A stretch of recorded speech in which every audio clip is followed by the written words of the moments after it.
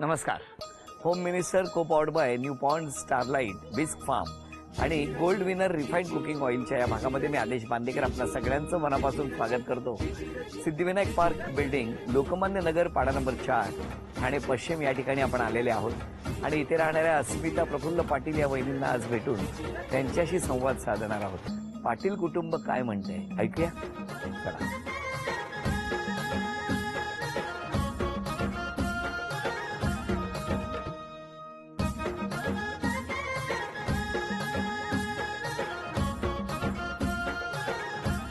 नमस्कार. नमस्कार. नमस्कार.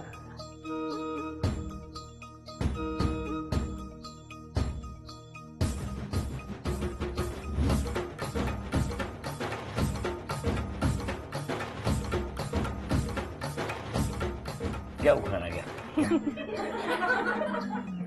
ईश्वराची सुंदर निर्मिती बरोबर. म्हणजे हे विश्व, या विश्वातील संस्कृतीची खाण म्हणजे भारत देश. या भारत देशामध्ये अतिशय महान राष्ट्र असे म्हणजे महाराष्ट्र. या महाराष्ट्रातील निसर्गाची खाण असलेलं शहर म्हणजे ठाणे जिल्हा आणि या ठाणे जिल्ह्यातील हे लोकमान्य नगर. या लोकमान्य नगरमधील हे सिद्धिविनायक पार्क आणि या सिद्धिविनायक पार्कमध्ये आहे सिद्धिविनायकाचं मंदिर. या मंदिरात सांजवेळी दिवा लावते वाकून आदेश भाऊजी प्रफुल्लरावांचं नाव घेते तुमचा मान राखून. आणि याचबरोबर हे बातमीपत्र संपलं. बरोबर. द्या ओळख करून सगळ्यांची. हे माझे मिस्टर. नमस्कार. ही माझी आई. नमस्कार. हे माझे वडील. नमस्कार. हा माझा पुतण्या. नमस्कार. ही माझी मुलगी. नमस्कार. ही माझी 2 नंबर मुलगी. हा मुलगा. हो. माझी जाऊबाई. माझे मोठे दीर. नमस्कार. नंतर माझी मैत्रीण. या माझी छोट्या जाऊबाई. हा पुतण्या. माझी बहीण. आणि हा सगळा मित्र परिवार. नमस्कार सगळ्यांना. नमस्कार. नमस्कार. सुरुवात करूया आजच्या गप्पांना. कुठल्या शाळेत काय विद्याप्रसारक संस्थेचे माध्यमिक विद्यालय. कितवीला शिकवता? 5वी ते 8वीला शिकवते मी. बर. तुमची शाळा कुठली? माझी शाळा मानकोळे अलिबाग. आणि तुमची शाळा? माझी उरण जिल्हा परिषद भोम. पहिला दिवस कसा असायचा हो तुमचा?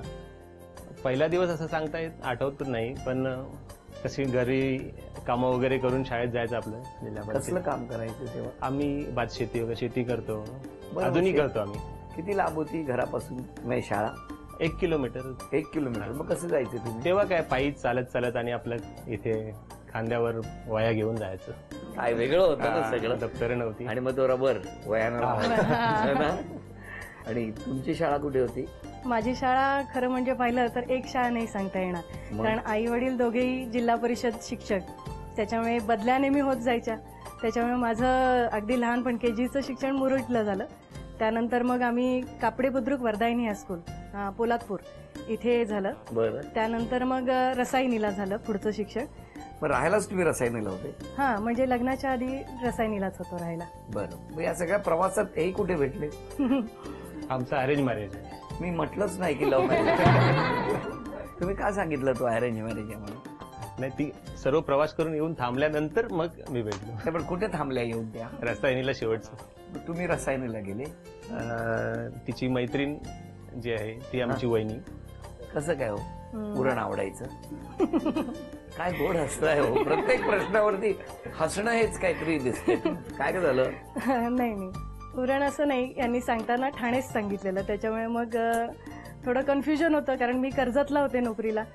त्याच्यामुळे कर्जतला माझे अगदी फुल एडेड आणि परमनंट होते, त्याच्यामुळे थोडंसं हे होतं. पण छान, म्हणजे पहिल्याच दिवशी ज्यावेळेला माझे मोठे दीर आणि हे पाहायला आलेले, त्यांनी एकच प्रश्न विचारला की पुढे मागे खूप धावपळ झाली कर्जत ते ठाणं वगैरे, तर मग जर ठाण्याला नोकरी लागली तर तू करशील का?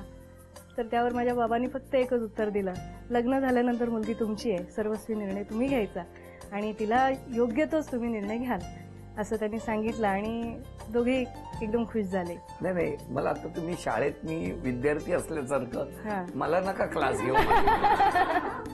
मला तुम्हाला विचारायचंय, त्या दिवशी तुम्ही दोघे बोलले होते का? नव्हतं बोललो अजिबात. काय हो? नाही, एवढे उरणवरून कर्जत पर्यंत गेला तर काय? आमची जी पहिली म्हणजे बघायचा कार्यक्रम होता, तर ही तेव्हा शिक्षण सेवक म्हणून काम करत होती. तर सुट्टी नसायची आणि आदल्या रात्री माझ्या काकाच्या मुलीची हळद होती. तर तिथून रात्री तुम्हाला तर माहिती आहे आपला कार्यक्रम नाच गाणं. मला नाही माहितीये, तुम्ही काहीतरी. ओके. तर ते आम्ही रात्रीचे नाचून वगैरे सकाळी लवकर हिला पाहायला गेलो. पहाटेच? हा म्हणजे 7:30-7:30ला गेलो कारण हिला जायचं हा. होतं आणि फक्त अर्धा तासाचा टाइम होता हिच्याकडे. मग तेवढ्यात म्हणजे किती वाजता घरी आले 8:30ला बरोबर आले. तुमच्या घरी? हा, माझ्या घरी. आणि माझी 9ची बस होती. बरोबर आहे. मग त्याच्यामुळे माझं लक्ष सारखं घड्याळाकडे. आणि त्यात दिरांनीच प्रश्न विचारले, त्याच्यामुळे हे विचारतील नाही तर बरं आहे, मला लवकर जायचंय. म्हणजे माझं इंटेन्शन मुलाला पाहायचंय किंवा काय असं नव्हतंच, मला माझी बस पकडायची होती. त्याच्यामुळे ते यांना सांगितलं तुम्ही घरात बस. हो ना? तर तुम्ही बोलला नाहीत तेव्हा? नाही, कारण जसं मी सांगितलं हिचे जी मैत्रीण त्या माझ्या वहिनी आहेत त्यांनी मला सांगितलं आणि मी त्यांना एकच प्रश्न विचारला की तिचा स्वभाव कसा आहे. बरोबर आहे. हा, आणि ते बोलली माझ्यासारखे सेम. तशाच भांडखोर वगैरे? नाही नाही, चांगल्या मनमिळावू आहे ती अगदी. कोण? माझी मैत्रीण जी आहे हा. ती यांची वहिनी, त्यामुळे मीही तिला हाच प्रश्न मग विचारलेला. त्याच वेळेला तुमचं नक्की झालं होतं? हो, कसं आहे आम्ही म्हणजे लग्न जेव्हा करायचं ठरवलं तेव्हा माझी एकच अपेक्षा होती की शिक्षिका असावी. का हो असं? नाही, माझं कसं मी प्रायव्हेट नोकरी करतो आणि आमचं कसं बाहेर जाणं वगैरे असतं. मी आता बाहेर कधी आम्हाला बाहेर देशात पाठवतात, कुठे पाठवतात, एक मुंबईला असणं कधी दिल्लीला. तर आपली जी मिसेस असेल ती घरी असेल आणि सर्व परिवाराला सांभाळण्यासाठी कोणतरी असावं इथे. शिक्षिका असल्याचे घरात काय काय फायदे आहेत? खूप फायदे आहेत. अच्छा. हा, पहिलं गोष्ट म्हणजे आपल्याला मुलांचा अभ्यास घ्यायला लागत नाही. क्लासेसची फी वाचवली त्याने. दुसरं म्हणजे डिसिप्लिन असतं, सर्व शिस्त असते. आणि तोटे कुठले? शिस्त, अतिशिस्त. का हो असं का म्हणाले ते? तोटा शिस्त म्हणून? अतिशिस्त आहे का घरात? नाही, असं रे, अतिशिस्त नाही, पण मला बेशिस्तपणा नाही आवडत. तुम्ही शाळेत जेव्हा होता तेव्हा किती मस्ती केली? लहानपणी खरं पाहिलं तर माझं प्राथमिक शिक्षण माझ्या आईच्याच शाळेमध्ये झालं आणि माझी आई तिथे शिक्षिका, आईची अतिशय लाडकी. त्यामुळे 3री पर्यंत मी मम्मीच्या खुर्चीच्या खालीच. त्यामुळे तुमच्या शाळेत बेंच नव्हते? खुर्चीच्या खाली का? म्हणजे जवळ बसायचं? म्हणजे मम्मी, आई माझी शिकवायला जायची ना, ती फळ्याकडे टर्न आउट झाली की मी दुसऱ्या वर्गातून येऊन तिच्या खुर्ची खाली बसायचे. अख्खा वर्ग हसायचा, मम्मीला कळायचंच नाही. मग नंतर तिला सवय झाली की वर्ग हसायला लागला की खाली येऊन बसली. मला मम्मीच्याच वर्गात येऊन बसावं असं वाटायचं. साधारण शिस्त कधीपासून सुरुवात झाली? 4थी पासून मग चांगल्या प्रकारे पुढे मग शिक्षण व्यवस्थित. पण या रागवलं की काय? कसा राग कसा व्यक्त करतात? जास्त रागवत नाही अशी. नाही, तुमच्यावर नाही. का होईने? का हे किती खोटं बोलतात ना? माझ्यापेक्षा त्यांचा राग जास्त आहे. त्यामुळे काय म्हणतो आपण, जर एक हाय लेवल असेल तर दुसऱ्यानी शांत राहावं असं म्हणायला हरकत नाही. तुम्ही सगळे संदर्भात सहित स्पष्टीकरण. ते हातवाऱ्याशिवाय आम्हाला बोलताच येत नाही. बॉडी लँग्वेज मेन असते आमची, त्याच्यामुळे मला बांधून नाही बोलता येणार. शाळेत कधीच शिक्षा नाही झाली तुम्हाला? नाही. तुम्हाला? नाही, कधीच नाही. का जायचंय ना शाळेत? शाळेत जायचो पण नेहमी पहिला नंबर असायचा. काय सांगता? एकटेच होता वर्गात? थोडीशी गंमत, थोडीशी मजा, थोडस हसू. आणि आज मिस कोणाला करताय? आज सकाळपासून ज्यांची आठवण येते सारखी, जानेवारी महिन्यात आमच्या सासूबाई वारल्या. त्यांना तुमचा कार्यक्रम फार आवडायचा. आज सगळ्यात जास्त आनंद त्यांना झाला असता. स्वतः नटून थटून इथे बसले असता. 6:30 वाजली ना की त्या पुतण्याला ते नेहमी म्हणायच्या, माझी टीव्हीला मला होम मिनिस्टर बघायचे. त्यांची खूप इच्छा होती. त्यांना आज सकाळपासून आम्ही सगळे मिस करतो.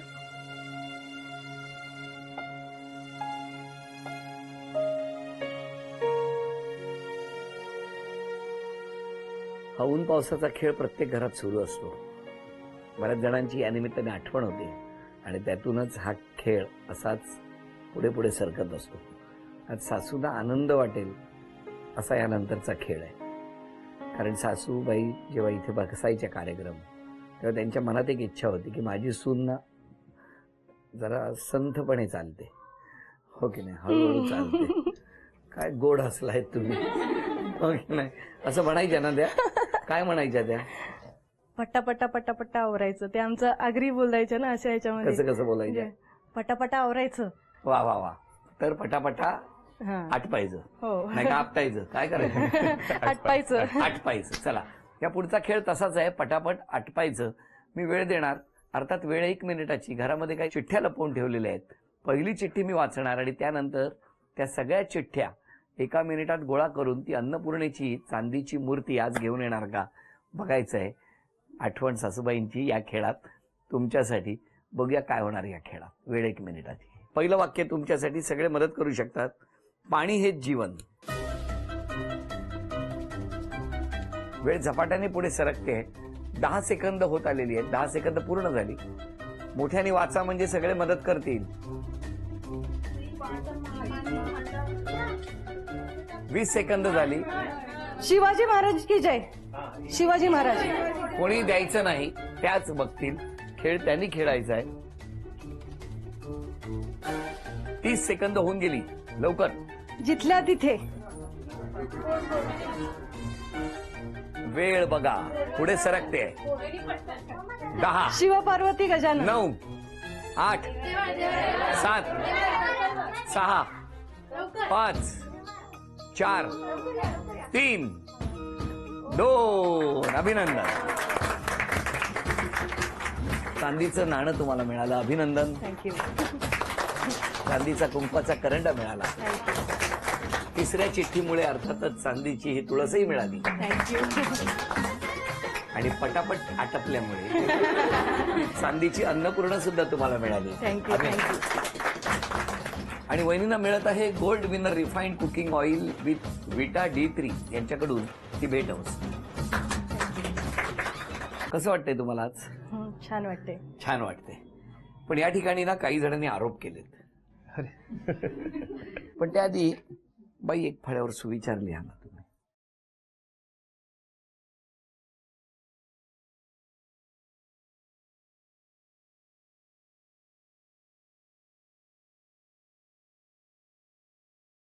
बाई सांगा काय आहे अर्थ याचा? म्हणजे जर आपल्याला करायचे आहे तर ते आधी ते केलंच पाहिजे, कारण करण्यामध्ये जर तेवढी तुमची कॅपॅसिटी आहे तर तुम्ही ते मागे राहता कामा नये.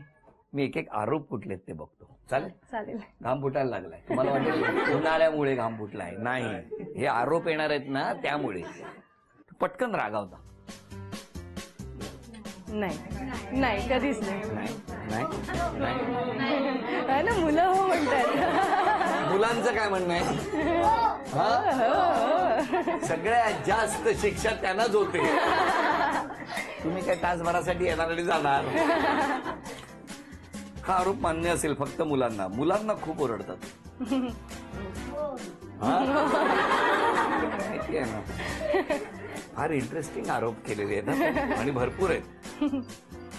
शॉपिंग मात्र खूप करतात. वर्मावर बोट ठेवलंय. खूप शॉपिंग. तुम्ही तुमच्यातले गुण ना इतरांमध्ये उतरवण्यासाठी खूप अग्रेसिव्ह असतात. शिक्षकातला तो गुणच आहे माझा, त्यामुळे माझ्याकडे जे आहे ते दुसऱ्यामध्ये देणं मला भागच आहे. त्याच्यामुळे मला ते द्यावं लागतंच. असंच पाहिजे तुम्हाला. बरं मला सांगा, तुम्ही धांदरटपणा करता, शॉपिंग करता, किंवा तुम्ही कधी कधी पटकन रागावता, खूप रागावता मुलांवरती वगैरे, असे जे आरोप आहेत, काय म्हणणं आहे तुमचं याबाबत? मुलांच्या बाबतीमध्ये मान्य आहेत की बाबा त्यांना जर थोडी शिस्त लावायला, कारण आत्तापर्यंतचे जेवढे सगळे एपिसोड आहेत ना तिथे पहिला जो शब्द किंवा पहिलं जे येतं वहिनींवरती बोट, ते असं येतं की रागावतात. पण तुम्हाला एक सांगू का, जर घरामध्ये शिस्त लावायची असेल तर ती वहिनींच्याच हातात असते असं म्हणायला हरकत नाही. त्याच्यामुळे ती शिस्त लावत असताना थोडंफार म्हणजे आवाज चढवला तरी तो हल्लीच्या मुलांना खूप रागवल्यासारखा होतो. एक सेकंड, तो माईक मुलीकडे. याच्यावरती तुझं काय म्हणणं? 2-2 मिनिटाला रागवते ती सारखी सारखी, आणि छोट्या छोट्या गोष्टींवरून ओरडत असते. बरोबर आहे की नाही? ते कमी केलं पाहिजे असं वाटतं ना तुला? हा, म्हणजे 30 वेळा साधारणतः एका तासात तुम्हाला ओरडा पडतो. बरोबर आहे? असं काय करता आपण? तर मला सांगा, या सगळ्यांचं जे म्हणणं आहे की तुम्ही रागावता, शॉपिंग खूप करता, आणि ते बोलल्यानंतर मिस्टर एका क्षणात म्हणाले फक्त साड्या. काय आहे? ती साड्यांची आहे हाऊस आहे, म्हणजे लेटेस्ट साडी माझ्या कपाटात असावी असं मला मनापासून वाटतं. बरोबर. आणि यांना शॉपिंगची आवड नाहीये, त्याच्यामुळे कधी येण्याचा प्रश्नच नसतो. पण आजच्या निमित्ताने स्वतःमध्ये बदल करायचा असेल तर कुठला करायचा? पहिली गोष्ट म्हणजे मी स्वतःहून मान्य करते की मुलांकडे जरा कमी वेळ मिळतो माझा, पण आता मुलगी 9वीला गेली आणि त्याच्यामुळे थोडं आता मुलांकडे जास्त वेळ मी देण्याचा प्रयत्न करेन. शुभेच्छा तुला.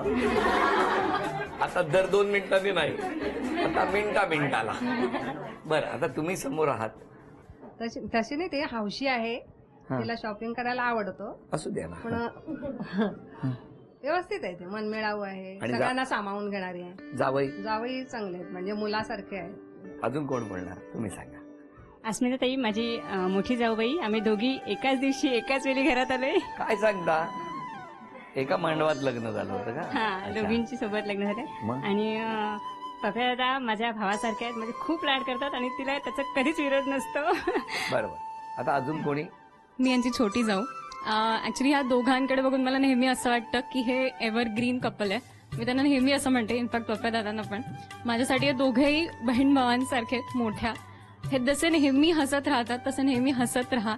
आणि अस्मिताबद्दल एक स्पेशली सांगायचं आहे की त्या कधीच कोणाला नाही नाही म्हणत. त्या नेहमी सगळ्या गोष्टींना तुम्हाला मदत करतात आणि त्या नेहमी अशाच राहतात, एवढीच माझी इच्छा आहे. दोघांनाही शुभेच्छा. आणि आता पप्या दादा कसं चित्र काढणार ते आपण काय झालं त्यात हसण्यासारखं काय? आम्ही बोललो की हसता, ते बोलले तेव्हा मोठे गांभीर्याने ऐकत राहतात. बरं, आता बघा, पहिलं आव्हान कोण स्वीकारणार आहे दोघांपैकी? मी. तुम्ही का? चित्रकला चांगली आहे म्हणून. कुठलं हे बोलायचं नाही.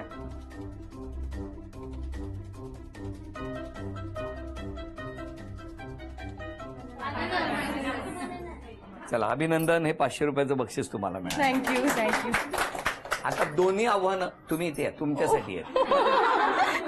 आता मला बघायचं आहे, कारण त्यांची चित्रकला चांगली आहे ना. हे कुठलं? हे घ्या. टॅडॅ.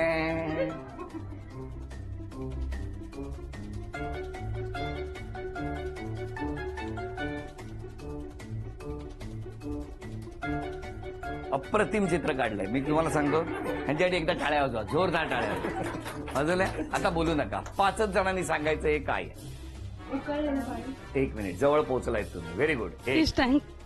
जवळ, अजून जवळ पोहोचला. हा, बोला. गडूळ पाणी. Very good. करेक्ट चुकलेलं आहे ते. अजून कोणी नाही ना? संपलं. सांगू आता? हे तुम्हीच सांगा मोठ्याने. पॉपकॉर्न. असे पॉपकॉर्न फक्त लोकमान्य नगर, ठाणा येथेच मिळू शकतात. आता तिसरं शेवटचं चित्रपट तुम्हीच काढायचं. तर इतकी उत्तम चित्र काढतायत ना. हा, नाही येणार.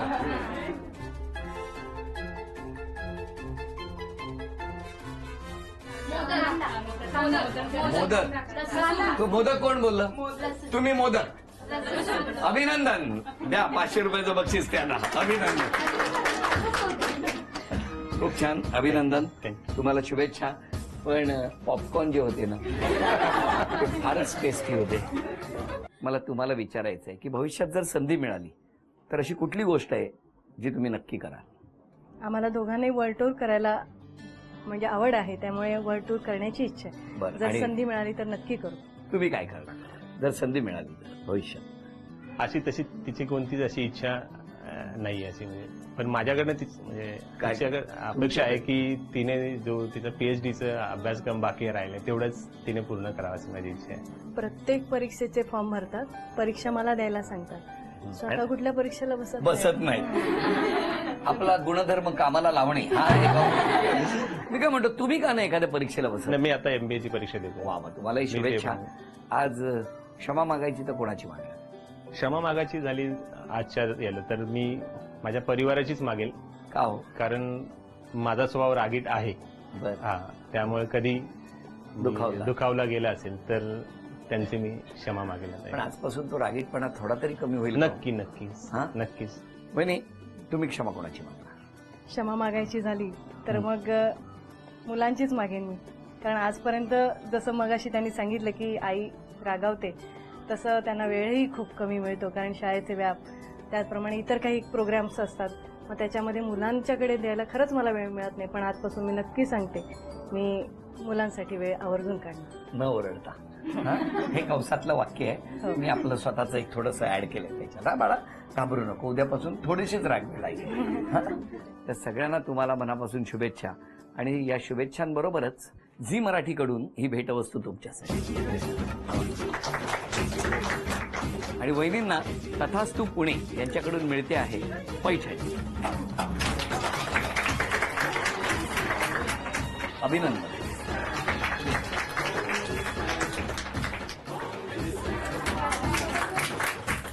हा भाग इथेच संपवूया आणि पुन्हा भेटूया अशीच एक पैठणी घेऊन होम मिनिस्टरच्याच पुढच्या भागात. नमस्कार.